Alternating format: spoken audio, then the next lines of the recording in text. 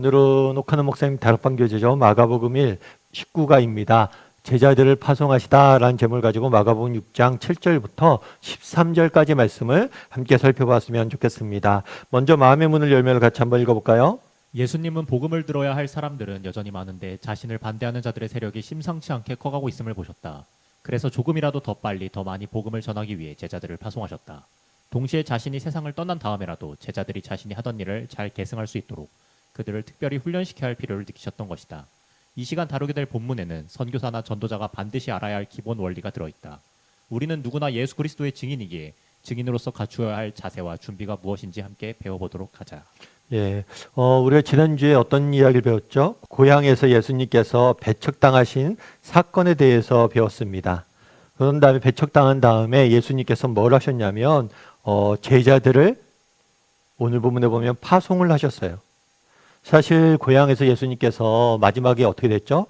이들이 배척함으로 예수님께서 큰 은혜, 권능을 베풀지 못했다라고 이야기를 합니다. 정말 믿음이 없었기 때문에 하나님이 주시는 은혜를 못 누렸죠. 그런 다음에 예수님은 고향을 떠나셨어요. 그런 다음에 행하신 일이 뭐냐면 제자들을 파송하신 거예요. 그럼 왜 제자들을 파송하셨을까요? 그 이유는 하나님의 크신 계획에 있습니다. 예수님께서는 이 땅에 인류를 구원하러 오셨어요. 그런데 예수님께서 모든 지역에 가셔서 모든 사람들에게 복음을 전하지 못하셨습니다. 왜냐하면 육체의 한계를 갖고 계셨기 때문에. 그래서 예수님께서 뭘 하셨냐면 12제자들을 훈련시키셨어요. 그리고 이들에게 세상 구원을 맡기셨어요. 그래서 사람을 통해서 세상을, 제자들을 통해서 세상을 구원하려는 계획을 갖고 있었어요. 그렇기 때문에 이 제자들을 뭘 하실 필요가 있었어요? 훈련하실 필요가 있었던 겁니다. 그래서 제자들끼리만 보내서 전도 훈련을 시킨 거죠. 그런데 이 사건은 오늘을 사는 우리에게도 동일하게 적용되는 거예요. 왜냐하면 예수님께서 그러셨잖아요. 제자들에게 세상 구원을 맡기셨어요. 그런데 제자들이 전 세상을 다닐 수 없었습니다. 그래서 제자들은 또 다른 사람들을 가리켰고 그 사람들이 또 다른 사람들을 가리키면서 끊임없이 이 세상 구원이라는 사명을 믿는 성도들을 통해서 사람들을 통해서 이루어가고 계시다는 거예요. 그래서 지금도 마찬가지라는 거죠. 지금도 예수님께서 주셨던 이 세상 구원이라는 사명은 우리를 통해서 계속해서 이루어져야 돼요. 그래서 오늘 본문의 사건이 단순히 제자들의 이야기가 아니라 오늘을 사는 우리에게도 동일하게 주신 사명이고 사건임을 기억해야 돼요. 그래서 여러분들 그런 마음으로 이 모든 것이 내게 주신 말씀이다라는 마음으로 오늘 이걸 배웠으면 좋겠습니다. 먼저 1번 문제 같이 한번 읽어볼까요? 예수님은 12제자를 어떻게 파송하셨는가? 그리고 이렇게 할 때 얻을 수 있는 유익은 무엇이라고 생각하는가? 뭐라고 되어 있냐면 7절에 12제자를 부르사 어떻게 했다고 그랬어요? 둘씩 보내시며 제자들을 보내셨어요. 보내실 때 어떻게 했냐면 둘씩 짝지어서 보냈습니다. 공동체로 보내신 거죠. 그리고 또 한 가지 뭘 하셨어요? 그들에게 더러운 귀신을 제어하는 권능을 주셨다라고 성경은 말하고 있어요. 그럼 왜 공동체로 보냈을까요? 그럼 왜 공동체로 보냈을까요? 왜 그렇게 보냈냐면 혼자보다는 둘이 더 강하기 때문이에요. 개인보다는 공동체가 더 강하기 때문입니다. 예전에 그런 실험을 한번 한 적이 있었다고 그러더라고요. 어떤 실험이었냐면 얼음물 실험이에요. 얼음물에서 얼마나 오래 견디는가라는 실험을 했어요. 그런데 얼음물에 들어가서 혼자서 견디는 것보다는 두 명이서 견딜 때 훨씬 더 많은 시간들을 오랫동안 버틸 수 있었다고 그러더라고요. 정말 우리 인생의 가장 큰 문제는 뭐냐? 여러분, 우리 인생의 고난이나 역경이 문제가 아닙니다. 어려움이 문제가 아니에요. 여러분, 인생에 어려움이 없는 인생이 어디 있어요? 누구나 어려움을 만나죠. 역경을 만나죠. 힘든 일들을 만나죠. 그런데 이 순간 나와 함께할 사람이 있다면 우리는 이것들을 이겨낼 수 있어요. 그런데 문제는 뭐예요? 함께할 사람이 없다는 거예요. 마찬가지죠. 우리가 좀 전에 이 배경을 알아야 돼요. 우리가 앞서 얘기했던 것처럼 예수님이 배척당하신 사건을 배웠잖아요. 왜 예수님이 배척당하신 사건을 있은 다음에 계속해서 제자들을 파송했을까요? 제자들 너희도 마찬가지란 거예요. 예수님이 배척당했잖아요. 그럼 제자들도 배척당할 수 있어요. 다르게 말하면 전도여행을 다닐 때 어려움이 있을 수 있다는 거예요. 그런데 이 어려움을 극복하기 위해서 우리에게 주신 하나님의 선물은 뭐예요? 바로 그건 공동체. 그래서 우리가 함께 할 때 정말 우리는 여러 가지 어려움들이 있고 세상에 반대가 있지만 우리는 이겨낼 수 있는 거죠. 그다음에 또 한 가지 뭐냐면 더러운 귀신을 제어하는 권능을 주셨다라고 이야기를 해요. 뭐냐면 능력을 주셨다는 거예요. 우리가 그런 생각을 하기 쉬워요. 어떤 생각을 하기 쉽냐면 우리가 전도 같은 것, 사람들을 전도하는 거 있잖아요. 여러분 내 힘과 내 능력으로 될까요? 여러분 그렇지 않아요. 여러분 한 사람 믿게 되는 것, 한 영혼이 변화되는 것, 그거 우리의 말과 우리가 아무리 화려한 말을 하고 아무리 논리적인 설명을 하고 아무리 많은 말들을 해도 되지 않아요. 그런 영적인 문제는 인간의 능력으로 할 수 있는 것이 아니에요. 그러면 누가 할 수 있느냐? 그래서 능력을 주는 거예요. 하나님의 능력, 성령의 능력. 너희가 앞으로 전도를 할 텐데 그것은 너희의 힘으로 하는 게 아니라 성령의 능력으로 하는 것이다 라는 걸 깨닫게 하기 위해서 그때 뭘 주신 거예요? 권능을 주신 거예요. 다르게 말하면 전도 여행을 보내면서 제자들에게 두 가지 주셨어요. 한 가지는 뭐예요? 공동체. 그리고 또 한 가지는 뭐예요? 성령의 권능이, 하나님의 능력이 너희 힘으로 하는 게 아니란 거예요. 저도 이제 그랬던 것 같아요. 저는 이제 고등학교 때 고등부 임원을 했어요. 고등부 임원을 했었는데 제가 중학교 때 예수 믿고 고등부 때는 열심히 했던 것 같아요. 임원을 하고. 그런데 제가 그 당시에 임원을 했었는데 저희 교회 고등부 총무님이 계셨는데 총무 형이 있었어요. 근데 그 형이 신학생이었어요. 그래서 그 형이 맨날 우리한테 뭐라고 그랬냐면 주일날 오후에 고등부 예배 끝나면 맨날 서울역 갔어요. 서울역 가서 사형리 들고 매주 전도를 했어요. 사실 거의 놀라운 일이죠. 요즘 고등부 애들이 주일날 뭐 서울역 가서 전도할 수 있을까요? 학원 가기 바쁘죠. 쉽지 않습니다. 그런데 그때 거의 매주 갔던 것 같아요. 매주 갔는데 더 놀라운 거 그런 거죠. 여러분 제가 고등학생이에요. 그리고 고등학생인데 뭐 성경에 대해서 많이 알겠습니까? 뭐 인생에 대해서 많이 알겠습니까? 근데 서울역에 앉아있는 사람한테 사형리 갖고 그냥 전도하는 거예요. 사형리에 대해서 들어보셨습니까? 그리고 사형리 읽어드리고 하는 게 뭐냐면 나중에 어떤 거냐면 읽어드린 다음에 제가 잠깐 영접 기도해야 될까요? 그런데 그때 영접 기도하는 사람이 있어요. 왜 그런 일이 있는지 모르죠. 제가 뭐 고등학생이 말을 하면 얼마나 말을 잘하겠습니까? 뭐 세상에 대해서 얼마나 잘 설명했어요. 복음에 대해서 얼마나 잘 설명했어요. 그런데도 불구하고 믿는 사람들이 있어요. 물론 그들이 어떤 마음을 영접 기도를 했는지 몰라요. 결국에 중요한 건 뭐냐면 사람을 변화시키는 것은 우리의 말과 행동이 아니에요. 우리의 모습이 아니에요. 결국 성령의 능력이에요. 정말 우리가 믿겨지지 않을 것 같은 사람도 믿게 되는 거예요. 능력이 있습니다. 그래서 두 가지를 주신 거예요. 뭘 주셨어요? 공동체를 주셨고 또 성령의 능력을 주신 거예요. 그런 다음에 보면 전도서에도 참고 구절이 있는데 전도서에 보면 이렇게 됐죠. 두 사람이 한 사람보다 나음은 공동체가 좋은 이유는 뭐냐면 그들이 수고함으로 좋은 상을 얻을 수 있습니다. 우리 1 플러스 1은 2라고 생각하는데 그렇지가 않아요. 1 플러스 1은 2 이상이. 그래서 우리가 내가 혼자 하는 것보다 함께 했을 때 훨씬 더 많은 뭐예요? 열매를 맛보는 경우들이 많아요. 그래서 여러분 공동체가 중요한 겁니다. 그리고 또 한 가지 뭐냐면 어떤 게 있냐면 그들이 넘어지면 하나가 그 동물 붙들어 일으킬 거니와 혼자 있어 넘어지고 붙들어 일으켜 줄 사람이 없는 자에게는 화가 있을 것이다. 다르게 말하면 왜 공동체가 필요하냐? 1 플러스 1은 2가 아니기 때문이에요. 2 이상이기 때문이에요. 뿐만 아니라 공동체는 우리의 실패에 대한 대안이에요. 여러분 우리가 넘어질 수 있죠. 좌절할 수 있죠. 그런 게 없는 사람이 없어요.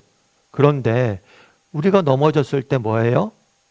우리를 일으켜줄 수 있는, 격려하고 세워줄 수 있는 그런 사람이 있다면 뭐 할 거라는 거예요? 우리가 이겨낼 수 있다는 것. 그래서 실패에 대한 대안으로서 공동체. 그래서 세상은 뭐라고 그래요? 우리가 무엇인가 실패하면 네가 능력이 부족하다. 능력을 키워라 라고 이야기합니다. 성경은 뭐라고 그래요? 우리 실패에 대한 대안으로 공동체를 주셨어요.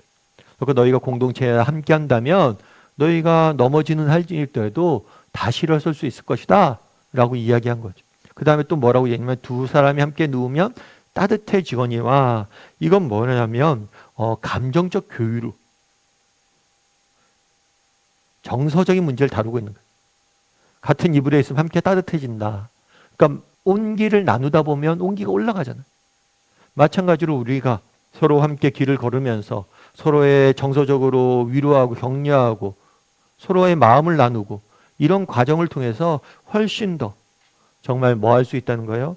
더 많은 일들을 이루어갈 수 있을 거예요. 그래서 이 전도서서 4장 9절에서 13절은 뭐라고 할까? 이런 공동체 소중함에 대해서 다시 한번 이렇게 쭉 설명해 놓은 거예요.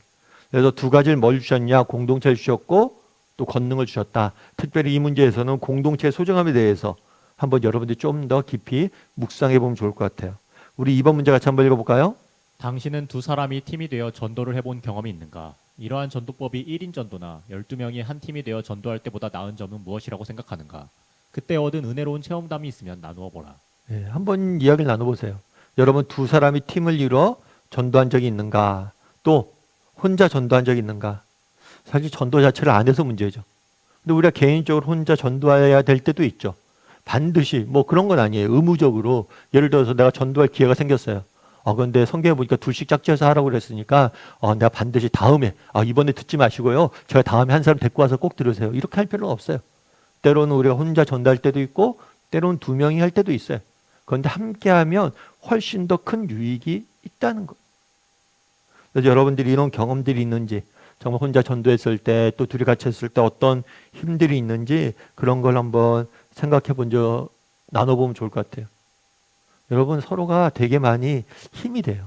이게 저도 예전에 이제 청년부 때는 전도하고 이제 수련을 갔다 왔어요. 저희 청년부 때는 수련회를 어디서 하냐면 청량리에서 기차 타고 가는 경우들이 있었어요. 차 안 빌리고. 그럼 청량리역에서 기차 타고 갑니다. 간 다음에 수련을 마치고 돌아와요. 청량리역으로. 그럼 청량리역에서 내렸으니까 야 수련회 때 은혜도 받았으니까 우리 청량리역에서 전도나 하고 가자. 그럼 전도하러 다니는 거죠.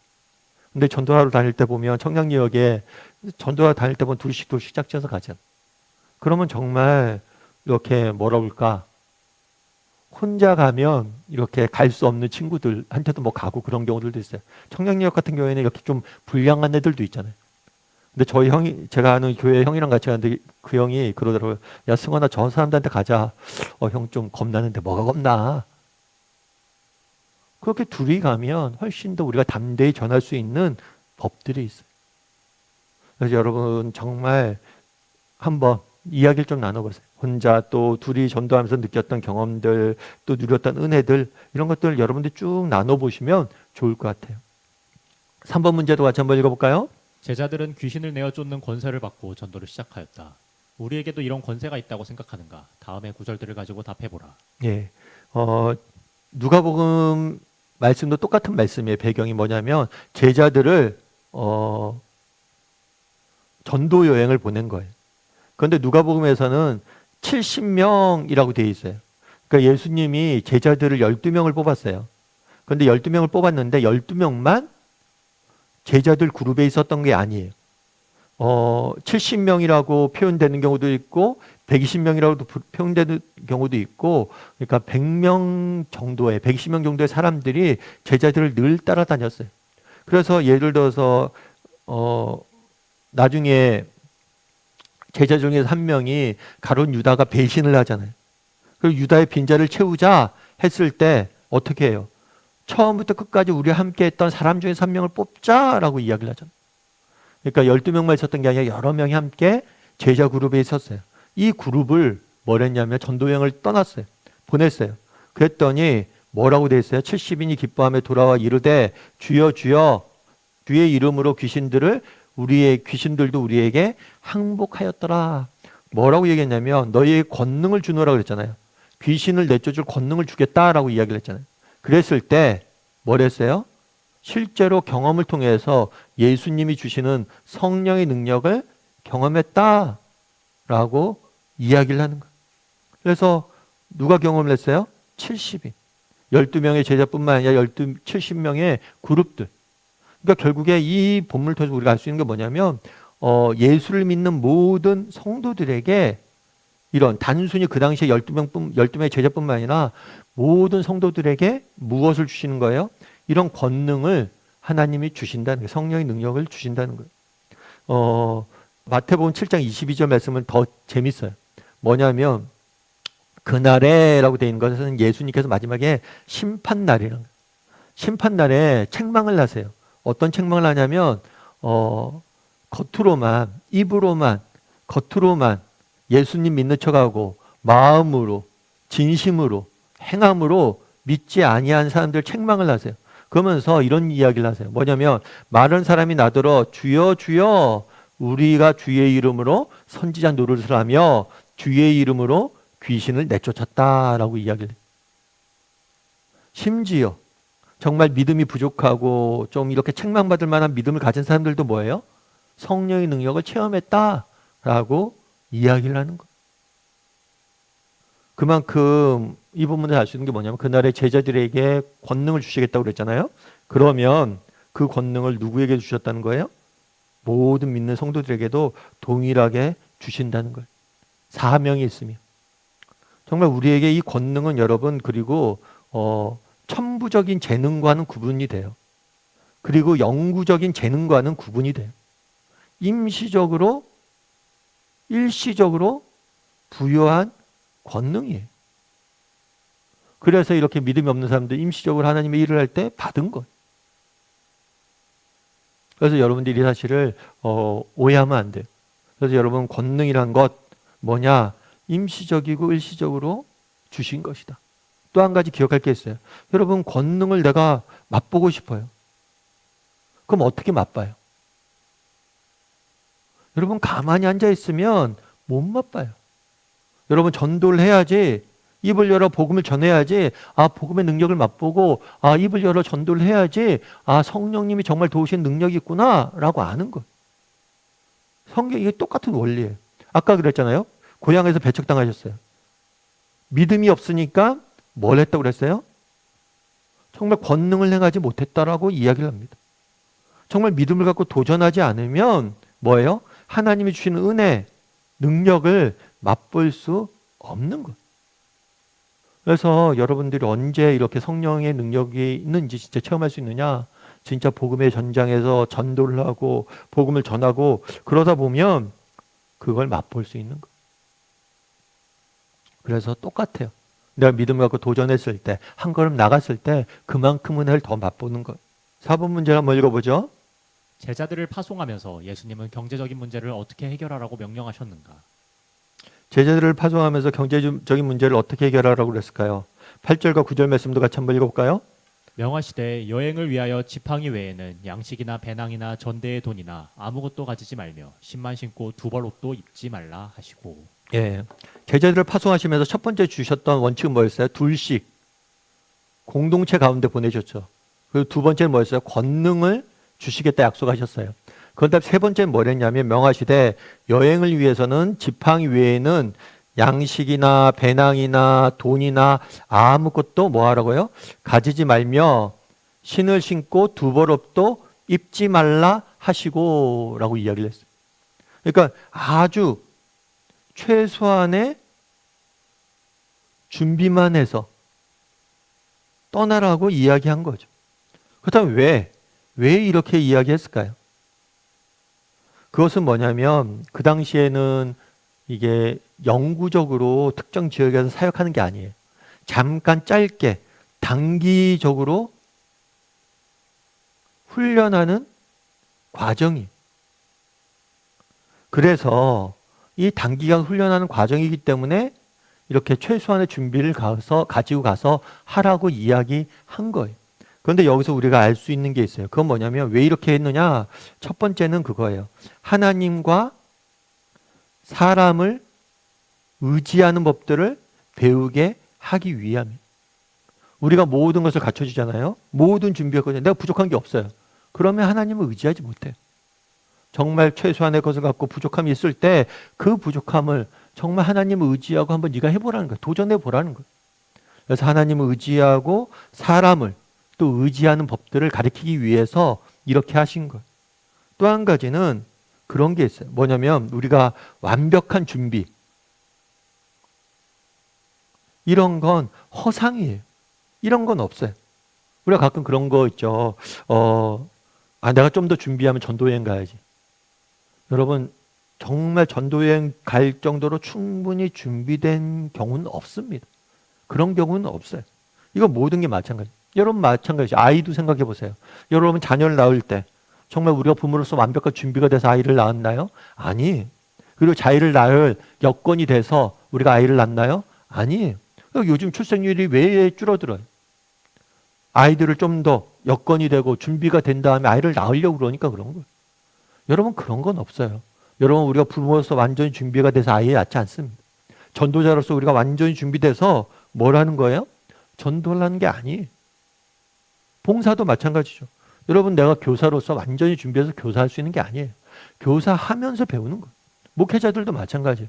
정말 우리가 목회자가로서 완벽히 준비돼서 목회하는 게 아니에요. 목회하면서 배우는 거예요. 저도 그랬어요. 저도 부교육자 때 나름 뭐 부교육자 생활도 열심히 했고 준비됐다고 얘기했지만 담임 목사 생활하다 보니까 그거 다른 얘기예요. 그런데 아무리 부교육자 준비한다고 담임 목사 준비를 가 되지 않아요. 왜냐하면 존재 자체가 다른 거니까. 여건 자체가 다른 거니까. 그래서 담임 목사 하면서도 배우는 게 있는 거예요. 그렇다고 해서 무작정 하라는 건 아니에요. 우리가 최소한의 준비를 하고 도전해 보라는 거예요. 그래서 여기서 주고자 했던 메시지는 뭐냐? 두 가지예요. 하나님을 의지하는 법들을 배우게 하기 위함이고 또 한 가지는 뭐예요? 정말 완벽한 준비를 한 채로 무엇인가는 할 수 없다는 거예요. 최소한의 준비를 하고 도전하면서 배워가고 성장해 가야 된다는 걸 여기서 알려주신 거예요. 5번 문제 같이 한번 읽어볼까요? 이것이 전도지나 선교사는 무조건 가난해야 한다는 의미인가? 만일 그런 의미가 아니라면 이 말씀에 담겨있는 진리가 무엇인지 몇 가지를 정리해보라. 네, 무조건 가난해야 된다 이런 의미도 아닐 거예요. 그런데 마태복음 6장 30절에 이렇게 됐죠. 그런즉 너희는 먼저 그의 나라와 그의 의를 구하라. 그리하면 이 모든 것을 너희에게 더하실 것이다. 앞서 얘기했던 것처럼 하나님을 의지하는 법을 배우라는 거예요. 그럼 하나님께서 맡기고 의지하다 보면 채우실 것이다 라는 의미. 여러분 앞서 얘기했던 것처럼 우리가 전도를 합니다. 그럼 예수님께서 배척당하셨잖아요. 그래서 우리가 전도를 하거나 정말 이 땅에서 하나님 나라의 백성을 살 때 어떤 어려움도 없을 것이다 이런 기대를 하면 안 돼요. 어려움이 있을 거예요. 그럼에도 불구하고 이 어려움 가운데 하나님을 온전히 의지하면 하나님이 너희를 채우실 것이다 라고 말하는 거예요. 그래서 이걸 배우라는 거예요. 이거는 전도의 뿐만 아니라 모든 삶의 영역에 통하는 일이. 정말 내가 하나님 나라의 백성으로서 정말 그리스도를 믿는 성도로서 정말 예배자로서 정말 하나님 앞에서 정말 내가 바르게 살아보겠다라고 도전을 하고 믿음을 갖고 의지를 갖고 하다 보면 하나님 우리의 삶의 모든 것들을 하나하나 뭐 하는 거예요?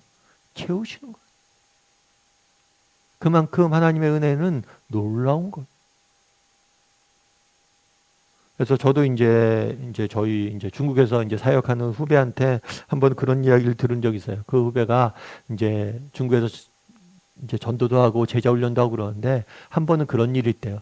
있었대요. 어떤 일이 있었냐면 제자 훈련을 하는데 이렇게 제자 훈련을 하는데 이제 같이 훈련 받으러 차를 갖고 오다가 사고가 난 거예요. 사고가 나서 그 집사님들 중에서 한 분이 세상을 떠난 거예요. 그런데 남편이 믿지 않아요. 얼마나 답답해요. 정말 예수를 믿지 않아요. 혼자 예수를 믿어요. 내가 예수를 더 잘 믿겠다라는 생각에 제자훈련을 열심히 받았어요. 근데 제자훈련을 받다가 사고가 나서 죽은 거예요. 뭐 설명이 안 되는 일이죠. 자기도 이해 안 되고 모든 사람들이 너무 충격을 받은 거예요. 교회 모든 사람들이 그러니까 쇼크를 받은 거예요. 뭐 이거 어떻게 설명이 안 되니까. 그런데 그것들을 하나님이 그 공동체를 어떻게 회복시켰냐면 장례를 치러야 되잖아요. 장례를 치르는데 그래도 목회장이 가야죠. 믿지 않는 집안에서 일어나는 장례지만. 그런데 거기서 그 믿지 않는 남편이 그 목사님한테 너무 고맙다고. 우리 아내가 너무 교회를 사랑하고 아끼고 또 그렇게 좋아했다고. 신앙생활 하는 거. 그동안 신앙생활 잘할 수 있게 해주셔서 너무 고맙다고 인사를 하더래요. 그래서 정말 어떻게 너무 사람들이 충격이었는데 그 믿지 않는 불신 남편의 말을 통해서 위로를 받았대요. 그런 다음에 장례가 끝난 다음에 그 남편이 교회 나와서 정말 인사도 하고 사람들도 오히려 더 격려하고 위로하고. 그러니까 사실은 하나님 능력은 알 수 없는 거예요. 정말 어떻게 우리를 위로하고 우리 공동체 세울지 모르는 거예요. 하나님이 다 채우세요. 빌립보서 4장 11절에서 13절, 14, 19절 이렇게 됐어요. 내가 궁핍함으로 말하는 것이 아니라 어떤 형편이든지 내가 자족하길 배웠나니, 자족이란 어떤 단어냐면 환경의 지배를 받지 않는 상태. 바울은 내가 궁핍하거나 부하거나 그런 거에 영향을 받지 않는다는 거예요. 영향을 받지 않고 기쁨을 누리고 평안을 누리는 법들을 배웠다는 거예요. 이게 자족이에요. 그래서 환경의 지배를 받지 않는 일체의 비결을 배웠다는 거예요. 그러면서 뭐라고 얘기해요? 내게 능력 주신 자 안에서 내가 모든 것을 할 수 있느니라. 우리 하나님 그리스도 예수 안에서 영광 가운데 그 풍성한 대로 너희 쓸 것을 채우실 것이다. 하나님이 모든 것을 채울 거라는 거예요. 물론 바울은 그 당시에 감옥에 갇혀 있었습니다. 감옥에 갇혀서 정말 배고픔과 추위와 여러 가지 어려움에 떨었을지 몰라요. 하지만 그렇지 않다고 얘기하죠. 하나님이 모든 것을 채우실 것이고 내가 모든 것을 할 수 있을 것이다. 실제로 그랬죠. 감옥에서 바울이 뭘 했어요? 편지를 썼어요. 이 편지가 지금까지도 읽혀지면서 많은 사람들에게 위로를 줍니다. 그런데 이 편지가 왜 우리에게 위로를 줘요? 바울이 감옥에서 쓴 편지이기 때문에 그렇죠. 정말 그 고난 가운데 항상 기뻐하라. 그 고난 가운데 내가 정말 너희는 아무것도 염려하지 말고 기도하라. 고난 가운데 뭐라고 그러는 거예요? 풍성한 대로 그분이 채우신다. 감옥에서 고난 가운데 경험한 내용들이. 그리고 지금도 바울은 그가 쓴 편지를 통해서 우리에게 놀라운 일들을 행하고 있죠. 그래서 무엇이든지 능력 주신 안에서 내가 모든 것을 할 수 있을 것이다 라고 고백했는데 그 고백 그대로 지금도 바울은 우리 가운데 역사하고 있는 것. 그래서 여러분 그날에 무엇을 얘기한 거예요? 전도여행을 배우면서 너희가 나를 의지하는 법들을 배우라는 거예요. 그럼 내가 너희를 반드시 채우고 너희를 뭐예요? 새롭게 할 거라고 도울 거라는 거예요. 6번 문제 같이 한번 읽어볼까요? 만일 제자들처럼 짧은 기간 동안 복음을 전하고 돌아와야 하는 사람이 준비해야 할 것이 너무 많아 그로 인해 시간을 지체한다면 어떤 유혹 혹은 위험이 따르겠는가? 앞서 얘기했죠. 우리가 완벽한 준비를 하고 떠나야지 생각한다면 뭐예요? 결국에는 못 떠나요. 어떤 유혹이 있어요? 떠나지 말까? 하지 말까? 현실에 안주하려는 유혹이 있을 수 있겠죠. 어떤 위험이 있을 수 있어요? 결국에 이런 준비를 하다 보면 선한 의도일지 모르겠지만 시간이 지남에 따라서 뭐가 되는 거예요? 현실에 안주하거나 정말 늘 그런 거죠. 늘 떠나려고 그러면 야, 너 부족해. 부족해 이야기할 수 있다는 거예요. 넌 너무 부족해. 그런데 여러분 완벽한 인간은 없잖아요. 우리는 늘 부족해요. 부족한 인간을 쓰고자 하는 게 또 하나님의 방법이에요. 부족함 가운데 부족한 인간을 쓰시는 게 하나님의 방법이에요. 왜요? 부족해야지 하나님 의지하죠. 그런데 사단은 끊임없이 뭘 괴롭혀요? 이 부분을 건드려요. 야, 너 부족해. 너 안 돼. 그럼 계속해서 뭐라는 거예요? 물러나게 만드는 거예요. 여러분 모든 일이 마찬가지. 교회 내 모든 봉사도 마찬가지. 다락방도 마찬가지죠. 여러분 다락방 우리 참여합니다. 여러분 완벽한 준비가 돼서 다락방에 나올 수 있나요? 그렇지 않죠? 여러분 예습 안 하고도 다락방에 나오잖아요. 그게 또 은혜예요. 그렇다고 예습하지 말라는 이야기는 아니고요. 정말 예습 안 하고도 다락방에 나올 수 있어요. 그럼 또 하나님이 주시는 은혜가 있는 거죠. 물론 예습하면 훨씬 더 많은 은혜를 받죠. 그리고 여러분 여건이 돼서 다락방에 나오나요? 없는 시간 쪼개서 나오잖아요. 여러분 정말 다락방 하기에 충분히 좋은 시간, 충분히 좋은 여건 이런 건 없어요. 예배드리기 충분히 좋은 여건, 남는 시간 그런 건 없어요. 우리가 시간을 쪼개고 정말 무엇이든 쪼개고 부족한 가운데 행하는 게 하나님의 일이라는 거. 한번 이야기를 나눠보세요. 어떤 위험이 유혹이 있을지 경험한 적이 있으면 한번 나눠보면 좋을 것 같아요. 7번 문제 같이 한번 읽어볼까요? 성령께서 당신에게 지체하지 말고 복음을 전하도록 충동을 하거나 여건을 만들어 주실 때 준비가 되어 있지 않다는 구실로 차일피일 미루다가 결국 기회를 놓치는 일이 없었는가? 그리고 당신이 준비를 좀 더 한 다음에 라고 주로 핑계를 대는 내용들은 어떤 것들인가? 네, 한번 이야기를 좀 나눠보세요. 앞부분이랑 같이 연결된 적용 질문이죠. 한번 여러분들이 경험했던 것들, 실제로 지금 느끼고 있는 부분들 쭉 나눠보세요. 뭐든지 괜찮아요. 앞서 얘기했던 것처럼 전도도 괜찮고, 전도에 대해서 이야기 나눠도 좋고, 아니면 교회 내 여러 가지 봉사나 그런 부분들에서 동일하게 적용되는 거예요. 8번 문제 같이 한번 읽어볼까요? 복음을 전하는 자가 전도 대상자로부터 필요한 경제적인 도움을 받을 수 있다는 것을 어떻게 말씀하시는가? 그리고 복음을 거부하는 자들에 대해서는 무엇을 말씀하셨는가? 그러니까 아까 얘기했던 것처럼 하나님을 의지하잖아요. 그런데 제가 말씀드렸던 것처럼 하나님뿐만 아니라 사람을 의지하는 법들을 배워야 된다라고 이야기를 했어요. 그건 뭐냐면 하나님께 직접 우리를 뭐 할 수 있어요? 도우실 수 있고 채울 수 있어요. 그런데 사람을 통해서 우리가 돕고 사람을 통해서 체험을 받기 원하실 때가 있어요. 왜 그럴까요? 결국에 하나님의 관심은 사람에게 있기 때문이에요. 더 많은 사람들이 이 복음 사역에 뭐 하길 원하는 거예요? 동참하길 원하시는 거예요. 그날 복음을 전하잖아요. 전도를 합니다. 내가 믿었어요. 믿고 끝나는 게 아니라 이 사람도 동일하게 뭘 하는 거예요? 이 사역에 동참하는 거예요. 그 기회를 제공하는 거죠. 그래서 뭐라고 되냐면 또 이르시되 어디도 가든지 누구의 집에 들어가거든 그곳을 떠나기까지 그곳에서 유하라. 누구의 집에 들어가거든 집에 들어간다는 말의 의미는 뭐냐면 똑똑똑똑 누구 계세요? 예 하고 잠깐 방문해서 제가 전도할 수 있을까 이런 게 아니라 복음을 믿었어요. 그럼 이 사람들이 지금 잘 데가 없잖아요.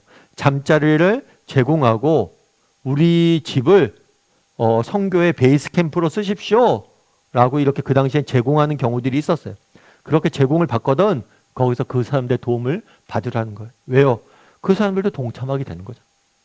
하나님의 사역이. 그런데 여기서 재밌는 단서가 하나 있어요. 그곳을 떠나기까지 거기 유하라. 이건 무슨 얘기일까요?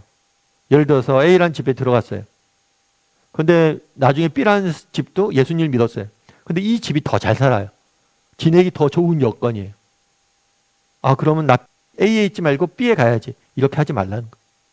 환경이나 여건을 보지 말고 보내신 곳에 하나님이 머물게 하신 곳에 그 지역을 떠나기까지 그곳에 있으라는 거예요. 그 집에. 좋은 환경, 더 좋은 여건을 찾아다니지 말라는 거예요. 그런 다음에 뭐라고 했냐면 어느 곳에든지 너희를 영접하지 않고 너희 말을 듣지 아니하면 거길 떠날 때 뭐라고요? 발 아래 먼지를 털어버려라. 이건 그 당시 풍습과 관련이 있어요. 그 당시에는 어떠했냐면 유대인들이 이방인 지역을 갔을 때 이방인들은 하나님을 믿지 않는 부정한 사람들이라는 생각이 있었어요. 그럼 이 사람들 지나갔을 때 이 지역을 들어가거나 이 사람들 접했을 때 뭘 하냐면 발에 먼지가 묻을 수 있잖아요. 그거 다 털어버리는 그런 풍습이 있는 거예요. 그래서 이것들을 한 이유는 뭐냐? 그들과 내가 더 이상 관계하지 않겠다는 거예요. 그래서 너희가 만약에 복음을 전했는데 그 사람들이 복음을 듣지 않자? 그러면 발을 털어버려라. 그것이 너희에게 뭐예요? 그들에게 증거가 될 것이다. 라고 이야기를 한 거. 9번 문제 같이 한번 읽어볼까요? 발에 있는 먼지를 떨어버리라는 것은 두 번 다시 만나지 말고 전도하지 말라는 의미인가? 아니라면 그 진위는 무엇인가? 그리고 현대사회를 사는 우리는 복음을 받아들이지 않는 자들에게 어떤 방법으로 경고하는 것이 좋은가? 발에 있는 먼지를 털어버리라는 것은 두 번 다시 만나지 말고 전도하지 말라는 의미인가? 그런 의미는 아니겠죠. 그런 의미는 아니겠죠. 다만 우리가 기억해야 될 게 있어요. 예를 들어서 복음을 들었어요. 복음을 들었는데 여러분 복음을 들었어요. 이 복음을 들을 수 있다는 건 너무나 큰 축복이라는 거예요. 여러분 복음을 못 듣는 사람이 얼마나 많아요. 그런데 이것이 축복인지 모르고 인지하지 모르고 뭐예요? 거부한다. 그러면 그들은 더 큰 증거가 되는 거죠. 다른 사람들은 듣지 못해서 못 믿었는데 이 사람들 듣고도 못 믿은 거잖아요. 그러니까 복음을 들었다는 것은 축복이자 동시에 뭐인 거예요? 책임인 거예요. 복음을 들었음에도 믿지 못했다면 이 사람들은 복음을 듣지 못해서 믿지 못한 사람보다 더 많은 책망을 받게 되겠죠. 이걸 기억하라는 거예요. 이것들을 보여주기 위해서 발을 털면서 이야기하는 거예요. 야, 너희가 복음을 들었는데 왜 믿지 않냐? 이것이 얼마나 큰 축복인데 너희가 듣고도 믿지 않으면 너 어떡할래? 이러면서 경고하는 거죠. 그 책임에 대해서 묻는 거예요. 참 우리가 이런 면에서는 우리 복음을 듣는 자들이나 전하는 자들이나 한번 조심히 생각해 봐야죠. 여러분, 우리 뭐 그런 초대교회 이야기나 북한 이야기 뭐 이런 거 복음이 제대로 전해지지 않는 나라 이야기를 많이 듣잖아요. 정말 예수를 믿기 힘들고 그래서 예술 복음을 전하는 것들이 너무나 어려운 시기에 살았던 사람들이 많잖아요. 그런 거에 비하면 우리는 오늘날 얼마나 믿기 좋고 전하기 쉬워요. 그런데 정말 이렇게 좋은 환경, 좋은 여건이 됐음에도 불구하고 우리가 믿지 않고 전하지 않는다면 우리는 하나님 앞에 가서 더 많은 책망을 들을 수밖에 없어요. 그래서 우리 한번 돌아봤으면 좋겠어요. 우리 자신부터. 정말 나는 더 좋은 여건인데, 더 좋은 조건인데 복음을 못 전하고 있진 않은가. 그래서 우리부터가 정말 이 부분에 대해 책임의식을 가져야 된다는 거. 삶의 열매 거둠을 같이 한번 읽어볼까요? 예수님께서는 복음을 전파하도록 12제자들을 둘씩 짝지어 보내셨다. 그리고 제자들은 회개하라 전파하며 많은 능력을 행하셨다. 지금도 예수님께서는 우리를 동일하게 세상 속으로 보내고 계신다. 당신은 자신이 속한 매일의 삶의 현장으로 보냄받은 예수님의 제자라는 사실을 확신하는가? 준비가 되어 있든지 아니든지 기회를 놓치지 않고 전도하려고 노력하고 있는가? 한번 이야기를 나눠보세요. 정말 기회를 놓치지 않고 전도하려고 노력하고 있는가? 여러분, 그리고 앞서 얘기했던 것처럼 우리에겐 이건 책임이에요. 우리는 훨씬 더 복음 전하기 쉬운 시대에 살고 있어요. 그런데 우리가 벙어리가 되었다면 우리는 더 많은 책망을 들어야 돼요. 뿐만 아니라 앞서 얘기했던 것처럼 이건 도전이에요. 여러분, 믿음을 갖고 도전해보세요. 완벽한 준비가 돼서 전도한 사람 없어요. 전도하다 보면 늘어요, 전도도. 그래서 여러분 편하게 정말 되든지 안 되든지 기회만 있으면 무조건 복음을 전하려고 노력하세요. 그러다 보면 하나님이 주시는 은혜가 있는 거예요.